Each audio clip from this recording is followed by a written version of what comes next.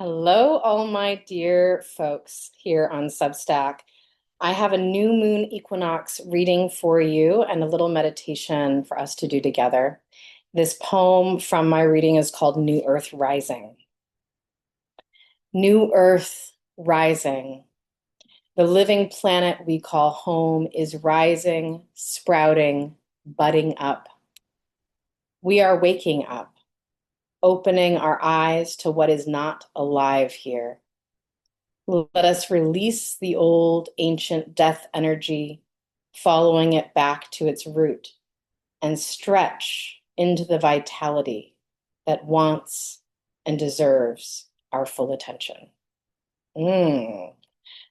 I really enjoyed this reading. So, the two energies we're working with this week are the new moon and the equinox. And the equinox is in the northern hemisphere, the first beginning of spring, the beginning of spring. First day of spring was yesterday. And it's, as the word equinox would indicate, it's sort of a moment of equanimity, a moment of equality between the light and the dark, a moment of balance, right? Just as the winter solstice is the height of darkness and the summer solstice is the height of light, the summer solstice is also the threshold where the darkness grows, the night grows. And the winter solstice is the birth of light. That's why we have all of our light celebrations that time of year. It's when the light begins to grow. But the equinoxes are smack dab in the middle, and they are these inflection points of balance. So the reading, brought in this new moon, which is, the new moon for me is always about new beginnings. It's about also this darkness that allows us, it invites us to navigate with our senses. As you would in a darkened space, you would kind of use your other senses to navigate your direction. And so the vision that I got from these two forces was this night garden with all of this blooming, all of this sort of rising energy coming in at the perimeters, but then especially to this tree in the center, this just rising vitality coming out of the earth. And there was this feeling like the earth herself, itself, their self is awakening, right? And fundamentally, of course, in spring, that is what's happening. The earth is like, woo, waking back up, and the birds are singing, and the little critters are coming out, and the trees are budding up, and the plant life is starting to come back. Um, but this year feels a little extra, you know? And so there is this beautiful magnolia tree at our actual garden at the school where I work as the outdoor educator. And I was looking at it yesterday and I realized as I was watching, all of its early blooms, magnolia is one of the first plants that learned how to make flowers. Flowers were an earth invention. They didn't always exist. Of course, trees didn't always exist. Plants didn't always exist. But at some point, Mother Earth evolved to have flowers, and the magnolia tree is one of the first beings in the plant kingdom to make a flower. And they made them before the earth had invented bees. So they're not necessarily designed to be pollinated by bees. They're actually designed to be pollinated by beetles. And they bloom in the late winter, early spring. So they've already been blooming, these beautiful white blossoms. And the thing that's so cool about magnolia is they're thermogenic. So they create heat. And at night, they close around their little beetle friends. And I like to say beetles like to glamp, which is like glamorous camping. They glamp because they're in a heated tent, basically, that protects them. So this magnolia tree, this glorious white blooming magnolia tree, revealed itself as having a huge dead section in the middle that's rising above the rest of the canopy of the tree. And it's as if I just saw it for the first time. I was looking at it yesterday and was like, oh my goodness, there's a huge part of the tree that's not alive because there's no buds, there's no flowers, right? And I got into the center of the tree and I traced it back, its curving branches all the way back to the main trunk of the tree. And that's the point at which it needs to be severed. That's the point at which the dead part needs to be cut away from the tree for the tree to be healthy. And so in the vision, that's what I saw, was tracing the dead energy back and cutting it off at its root. And then I felt the tree just stretch into a new level of aliveness and vitality. And so I think this is a beautiful analogy for what we're going through. We're all going through some version of this. Those of us on team evolution, as I like to call it, which if you're listening to this, if you're here, you are on that team. Welcome. Not everyone in your life will be on that team. I don't think that everyone's here in this life on this planet at this moment to forward evolution. Some people are trying to move backwards. Some people are what I call toads in the road who are just like sitting exactly where they've landed. And I have to believe that it all has its purpose, right? But for those of us on Team Evolution, we are in a time where we are confronting what is no longer alive and what does not want to be carried forward, what cannot be carried forward for the vitality to stretch into itself and coming into a deeper concept of what is alive in us. So I'd like to do a little brief meditation with you. And if you have an anchor item, like a special stone you'd like to hold, I encourage you to do that. I encourage you to take a deep breath, close your eyes if that feels comfortable, settle back into your body, finding a position in which you can release any tension you're holding in your muscles.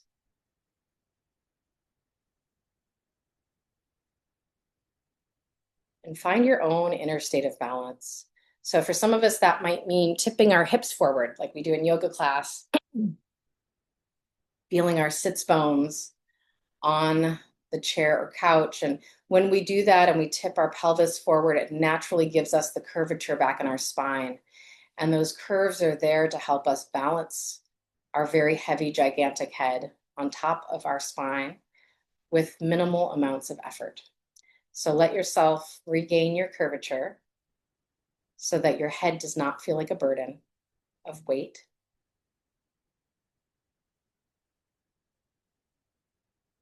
Allow yourself to come into connection with your breath. Send your breath down into your hips, down into your legs and feet, out into your shoulders and arms, and down into your hands.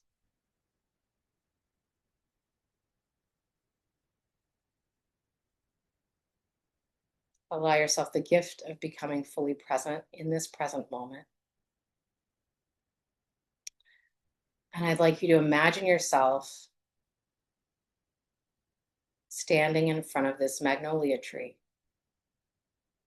this ancient ancestor of flower and wood and tree wisdom.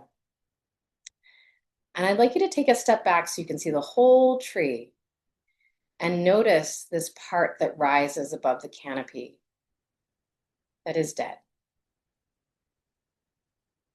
dried and old, with no flowers, no buds, no leaves. And I'd like you just to take a moment noticing it, noticing the color and the texture of the bark, noticing the form that the branches have grown, and allowing yourself to make any associations based on emotion about what that part of the tree was expressing, perhaps.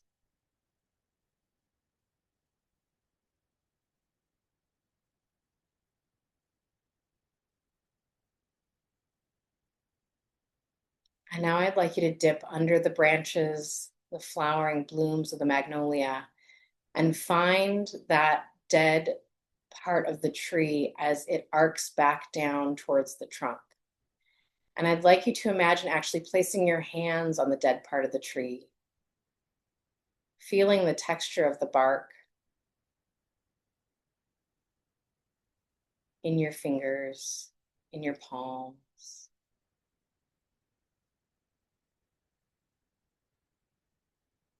Perhaps laying one hand on that dead part of the tree and one hand on the living part of the tree and feeling the difference,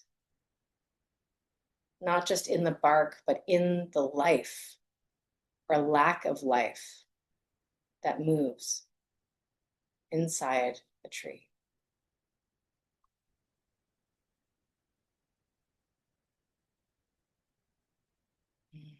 Remember your breath. Now, following that dead part of the tree back down to its root, to the place where it connects to the living. And imagining that you have a sacred serrated knife, a little saw, with which to remove the old part, the dead energy, the dead wood, and begin sawing through.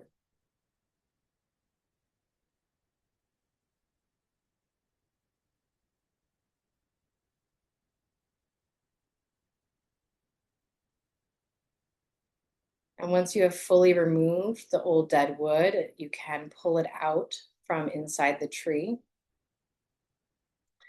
And imagine that a little portal, like a little tiny earthen black hole, opens up next to you in the ground, and it is the earth receiving the old growth, receiving what is past, so that it can receive it into the earth and digest it into new life, to new soil.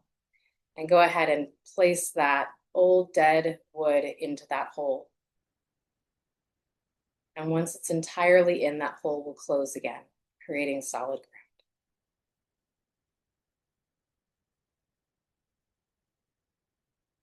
Now, lastly, I'd like you to go back up and look at the place where you have severed that branch, and imagine that the sap from inside the tree is creating a scab over that wound. Golden protection for the place of removal. And that eventually the bark will grow back over that spot and heal it, leaving just a scar.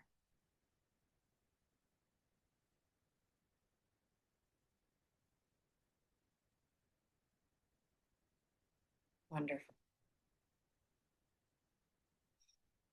And now, drawing your attention back to your body, I want you to imagine that you are the tree, and that there is a place in your body that is actively healing from the place where you are releasing what is no longer alive within you.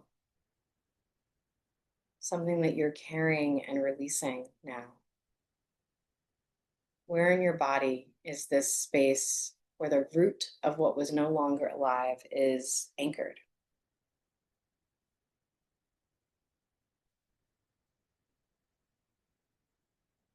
And go ahead and place your hand there.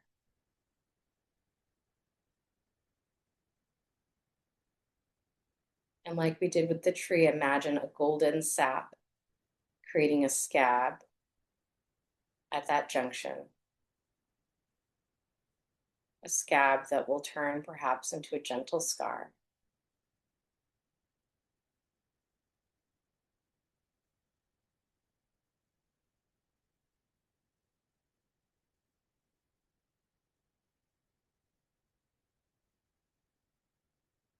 And now we can invite movement back into the body. So you might want to rub that spot or wiggle your fingers and toes. Give yourself a stretch, just like the tree stretching into its full vitality.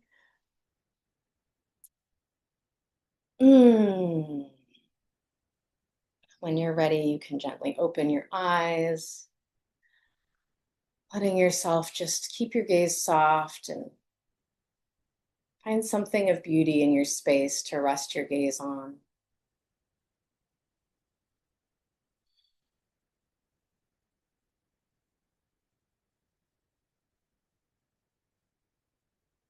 Wonderful. Good job. Well, thank you for joining me for that little meditation. I hope that this next half of our lunation cycle treats you well, and I look forward to seeing you or speaking to you through word on the full moon in a couple weeks. Giving you my equinox blessings and big love to each and every one of you. Thanks for joining me here. All right. Bye.